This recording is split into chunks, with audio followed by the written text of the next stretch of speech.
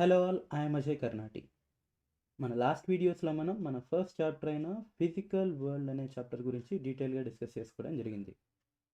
మరి ఈ వీడియోలో మనం మన సెకండ్ చాప్టర్ అయిన యూనిట్స్ అండ్ డైమెన్షన్స్ అనే చాప్టర్ గురించి డీటెయిల్గా డిస్కస్ చేసుకుందాం.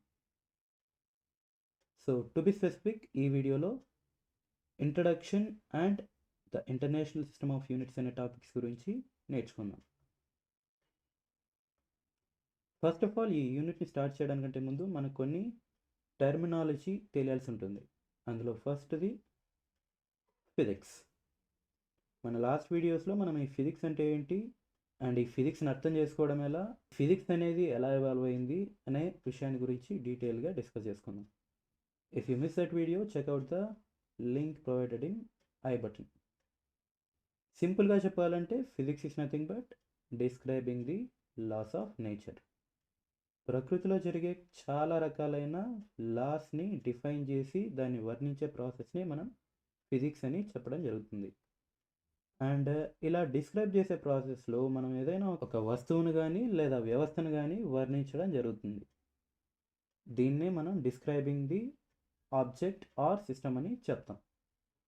సో ఈ ప్రాసెస్లో మనకు ఫిజికల్ క్వాంటిటీ అనే టర్మ్ అనేది తెలియాల్సి ఉంటుంది. సో ఫస్ట్లీ ఫిజికల్ క్వాంటిటీ అంటే ఏంటంటే, సపోజ్ మనకు ఏదైనా ఒక వస్తువు ఉంది, దాన్ని వర్ణించాలంటే మనకు ఖచ్చితంగా దాన్ని ఇంకొక దాంతో పోల్చి చెప్పాల్సిన అవసరం ఉంటుంది. సపోజ్ నువ్వు ఏదైనా వస్తువును వర్ణించాలనుకుంటే దాన్ని ఇంకొక వస్తువుతో కంపేర్ చేసి డిస్క్రైబ్ చేయాల్సి ఉంటుంది. సో ఇలా కంపేర్ చేసే ప్రాసెస్లో ప్రతి ఆబ్జెక్ట్కి లేదా సిస్టమ్కి కొన్ని ప్రాపర్టీస్ అనేవి ఉంటాయి, కొన్ని లక్షణాలు అనేవి ఉంటాయి. ఆ లక్షణాలని మనం ఫిజికల్గా కొలవగలిగితే దాన్ని మనం ఫిజికల్ క్వాంటిటీ అని చెప్పడం జరుగుతుంది. సపోజ్ మనకి ఏదైనా ఒక వస్తువు ఉందనుకుంటే దాన్ని డిస్క్రైబ్ చేసే ప్రాసెస్లో మనకు చాలా రకాలైన ప్రాపర్టీస్ అనేవి అబ్జర్వ్ చేయడం జరుగుతుంది. అంటే సపోజ్ ఈ ఆబ్జెక్ట్ అనేది ఇంత హైట్ ఉంది, ఇంత కలర్ ఉంది, ఇంత టెంపరేచర్లో ఉంది, ఇంత కూల్గా ఉంది అండ్ ఇంత వెయిట్ ఉంది. ఈ రకంగా ఇంత ఇంత అని చెప్పేటప్పుడు మనం ఈ ఇంత అనేది వేరొక వస్తువుతో కంపేర్ చేసి చెప్పడం జరుగుతుంది.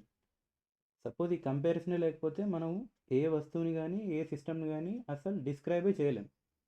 సో ఈ రకంగా మనం ఏదైనా ఒక ప్రాపర్టీని ఫిజికల్గా మెజర్ చేయగలిగితే, క్వాంటిఫై చేయగలిగితే దాన్ని మనం ఫిజికల్ క్వాంటిటీ అని చెప్పడం జరుగుతుంది.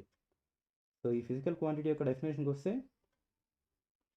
it is any property of a material or a system that can be quantified by a measurement. So ఇందాక మనం డిస్కస్ చేసుకున్నదే ఈ డెఫినేషన్. తర్వాత మనం చూడబోయేది టైప్స్ ఆఫ్ ఫిజికల్ క్వాంటిటీస్. ఇందాక మనం ఫిజికల్ క్వాంటిటీ అంటే ఏంటో చూసాం, అండ్ ఈ ఫిజికల్ క్వాంటిటీస్లో ఉండే టైప్స్ ఏంటో ఇప్పుడు చూద్దాం. మెయిన్లీ ఇందులో 2 types ఆఫ్ ఫిజికల్ క్వాంటిటీస్ అనేవి ఉంటాయి. అందులో ఒకటి fundamental or independent physical quantities and derived or dependent physical quantities. So firstly fundamental physical quantities అంటే ఏంటంటే, the physical property of a material or a system that can be quantified by a measurement directly. మనం ఏదైనా ఒక property of a సిస్టమ్ని డైరెక్ట్గా కానీ measure చేయగలిగితే దాన్ని మనం ఫండమెంటల్ ఫిజికల్ క్వాంటిటీస్ అని చెప్పడం జరుగుతుంది. Next, derived or dependent physical quantities అంటే ఏంటంటే, the physical quantities that can be derived by fundamental physical quantities and cannot be measured directly. So ఇందాక మనం చూసిన ఫస్ట్ డెఫినేషన్కి ఎగ్జాక్ట్లీ ఆపోజిట్. ఫండమెంటల్ ఫిజికల్ క్వాంటిటీస్ని మనం డైరెక్ట్గా మెజర్ చేయగలం, బట్ డెరైవ్డ్ ఫిజికల్ క్వాంటిటీస్ని మనం ఇండైరెక్ట్గా మెజర్ చేస్తాం, లేకపోతే బేస్డ్ ఆన్ ఫండమెంటల్ ఫిజికల్ క్వాంటిటీస్ని యూస్ చేసి మెజర్ చేయడం జరుగుతుంది. అంటే ఇది డైరెక్ట్ అండ్ ఇండైరెక్ట్ లాగా.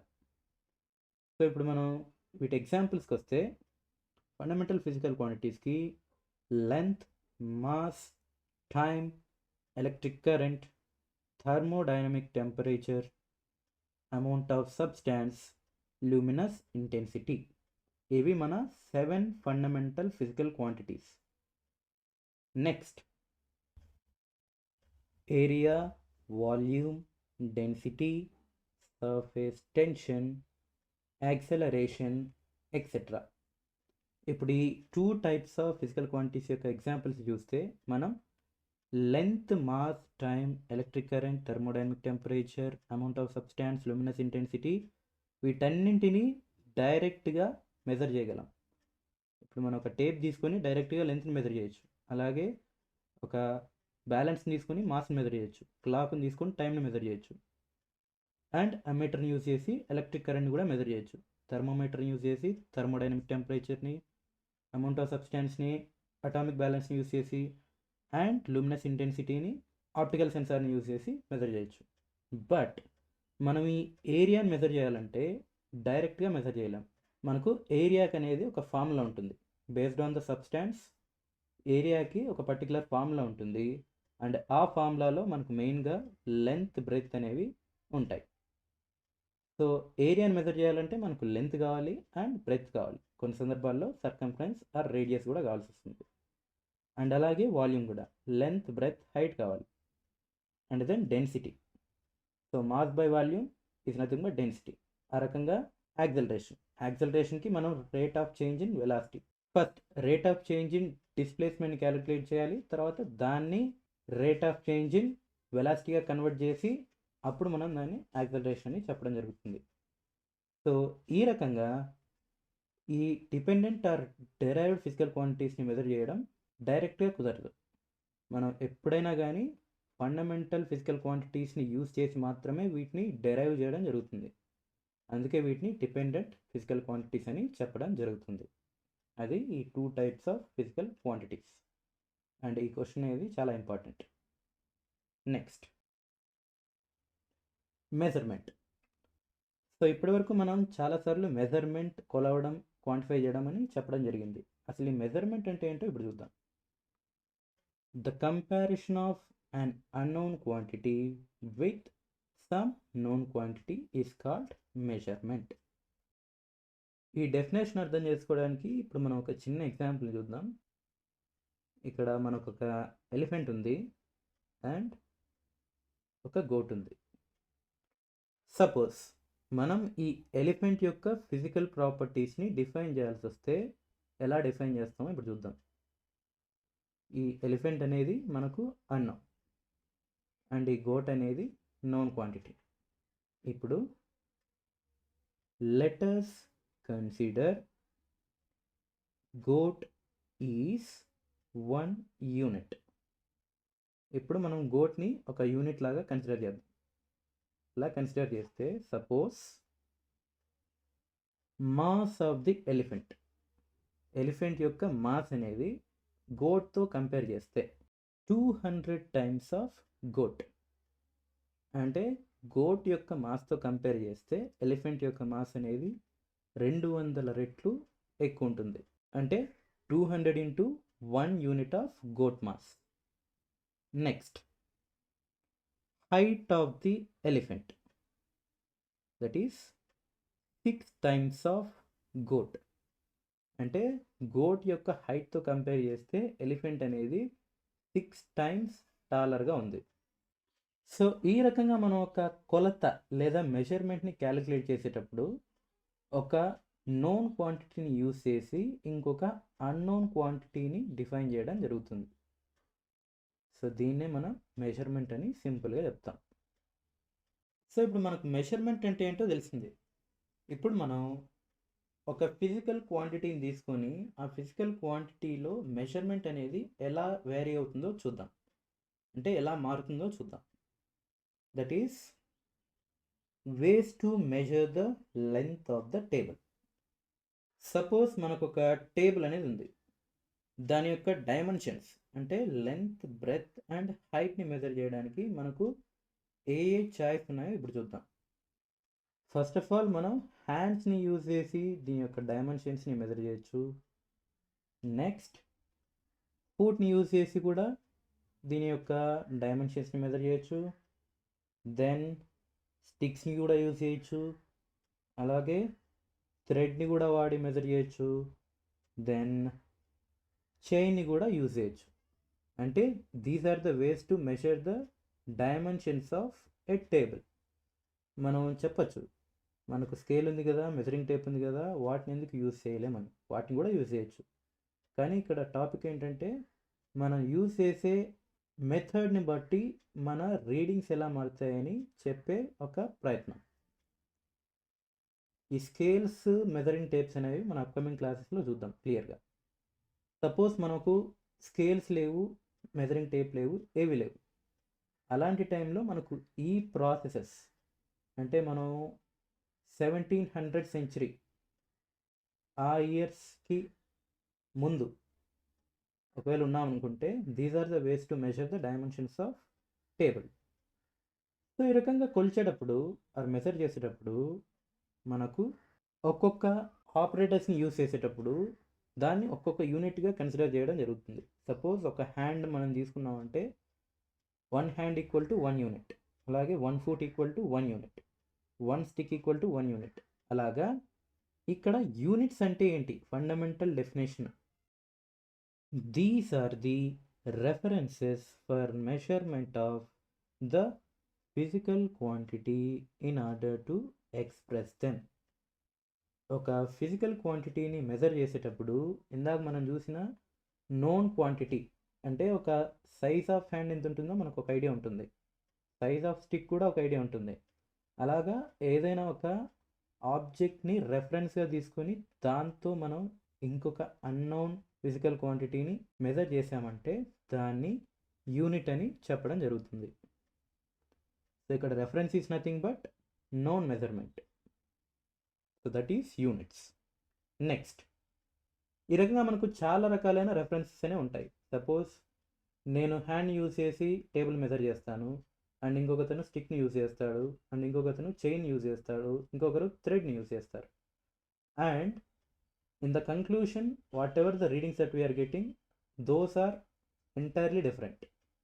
సో అప్పుడు ఏ రీడింగ్ కరెక్ట్ అని మనం కన్సిడర్ చేయాలి అనే క్వశ్చన్ వచ్చినప్పుడు మనకు ఇంకొక హెడేక్ అనేది స్టార్ట్ అవుతుంది. అదేంటంటే problem with the units.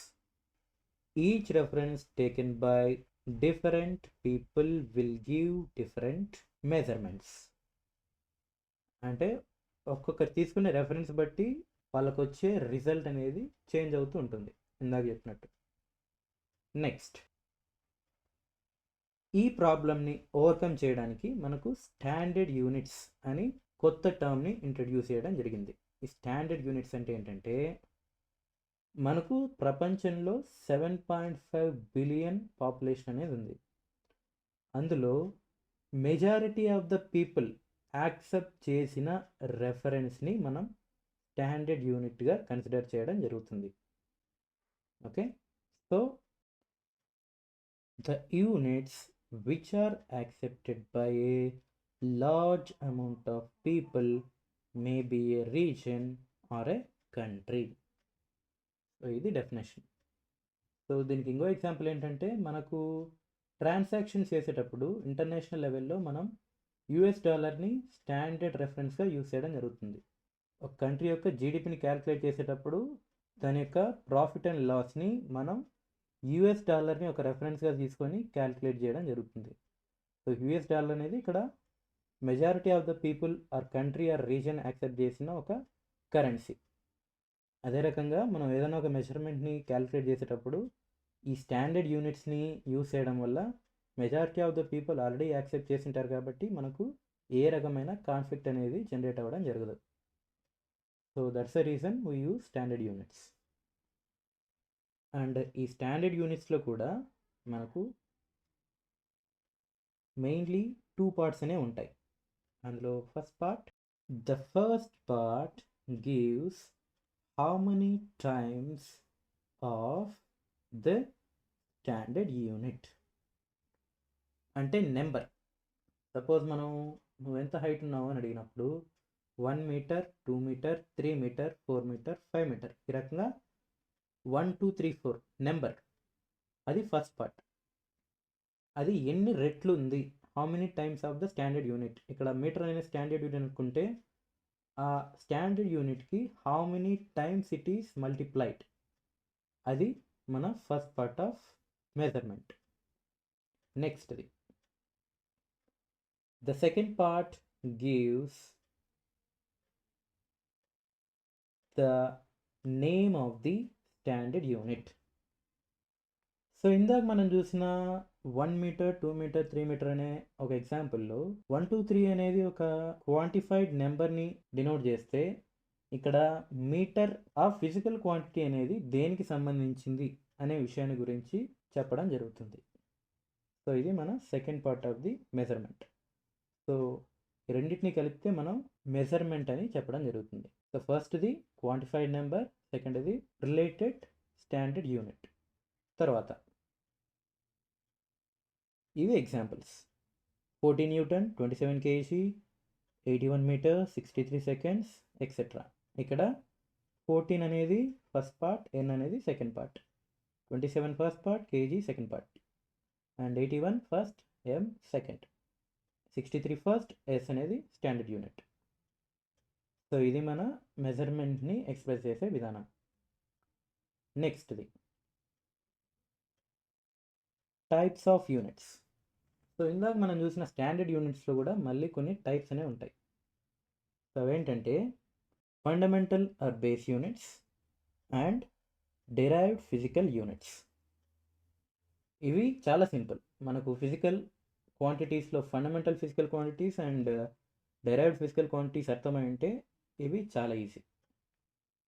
So firstly these are the units that represents the fundamental or independent physical quantities. Okay, అది మన fundamental or base units.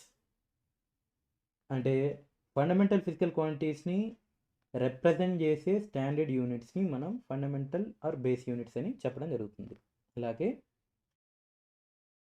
These are the combination of base units that represents derived or dependent physical quantities. Same like fundamental units, derived units కూడా derived physical quantities-ని represent చేయడానికి use చేయడం జరుగుతుంది. Next వీటికి ఎగ్జాంపుల్స్కి వచ్చేసరికి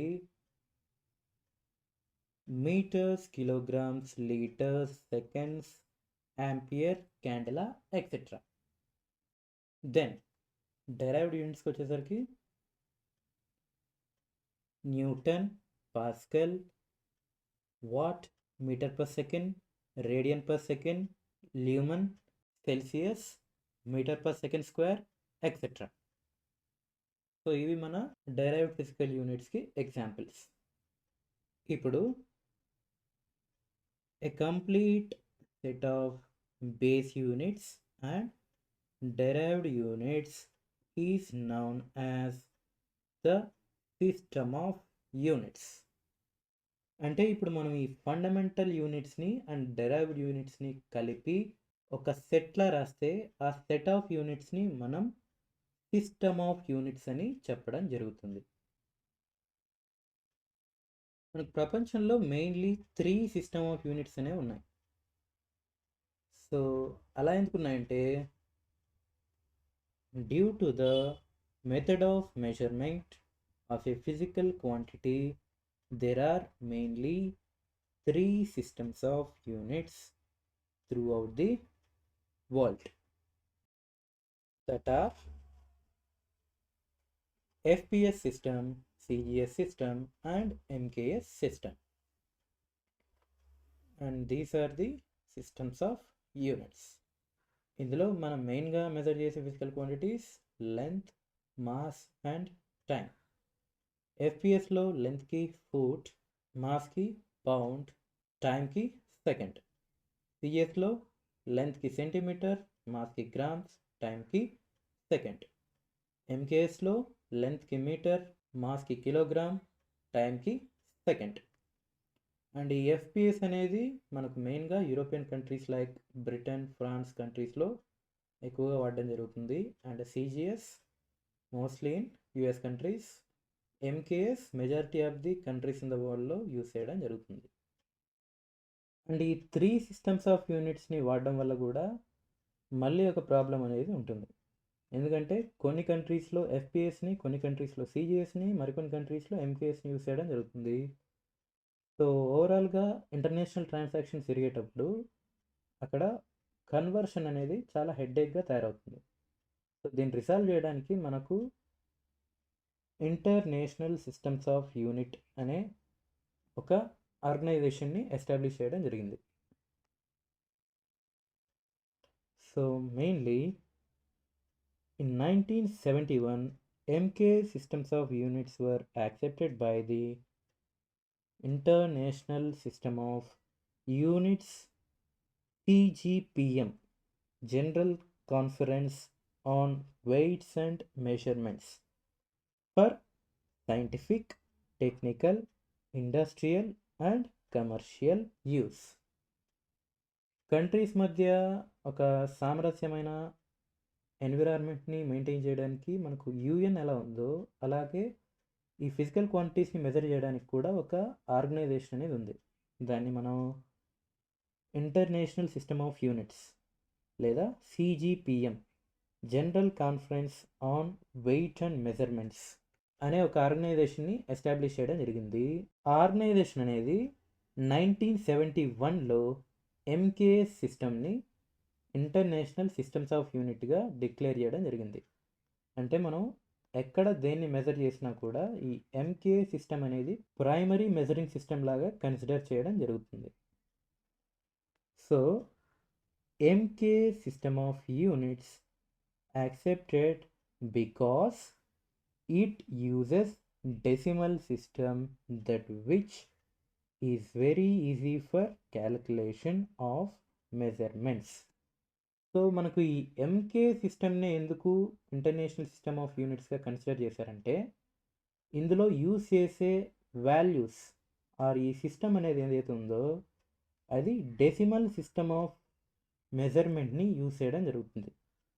అంటే మనం 1.1, 1.2, 1.3, 1.5, 7, 8, 9, 10 అలాగా మెజర్ చేసేటప్పుడు మనం ఈ మెథడ్ ఆఫ్ మెజర్మెంట్ని యూజ్ చేసామంటే మనకు వాల్యూస్ అనేవి చాలా యాక్యురేట్గా రావడం జరుగుతుంది. So there won't be any errors. So అందుకని చెప్పేసి ఎంకే సిస్టమ్ ఆఫ్ యూనిట్స్ని ఓవరాల్గా యాక్సెప్ట్ చేయడం జరిగింది. అండ్ ఇవి మన ఎస్ఐ సిస్టమ్కి సంబంధించిన బేస్ యూనిట్స్. ఇందులో మనం లెంత్కి మీటర్ని యూజ్ చేస్తాం and the symbol is M, మాస్కి కిలోగ్రామ్, కేజీ, టైంకి సెకండ్, ఎస్, ఎలక్ట్రిక్ కరెంట్కి యాంపియర్ క్యాపిటల్ ఏ, థర్మోడైనమిక్ టెంపరేచర్కి kelvin capital K, amount of సబ్స్టాన్స్కి మోల్ ఎంఓఎల్, ల్యూమినస్ ఇంటెన్సిటీకి candela CD. So these are the base units that we use for fundamental physical quantities. And ఈ MKS system of యూనిట్స్ని మనం SI units అని చెప్పడం కూడా జరుగుతుంది. So SI is nothing but international system of units. And దీంతో ఈ వీడియోకి సంబంధించిన టాపిక్ అనేది ఫినిష్ అవ్వడం జరుగుతుంది. మన అప్కమింగ్ వీడియోస్లో మనం ఈ 7 బేస్ యూనిట్స్ని ఎందుకు స్టాండర్డ్ యూనిట్స్గా తీసుకోవడం జరిగింది, వాటి యొక్క హిస్టరీ ఏంటి, ఇంపార్టెన్స్ ఏంటి, అండ్ ఇప్పటికి కూడా మనం వీటిని ఎందుకు యూజ్ చేస్తున్నాం అనే విషయాన్ని డీటెయిల్గా నేర్చుకుందాం. Thank you all, stay safe.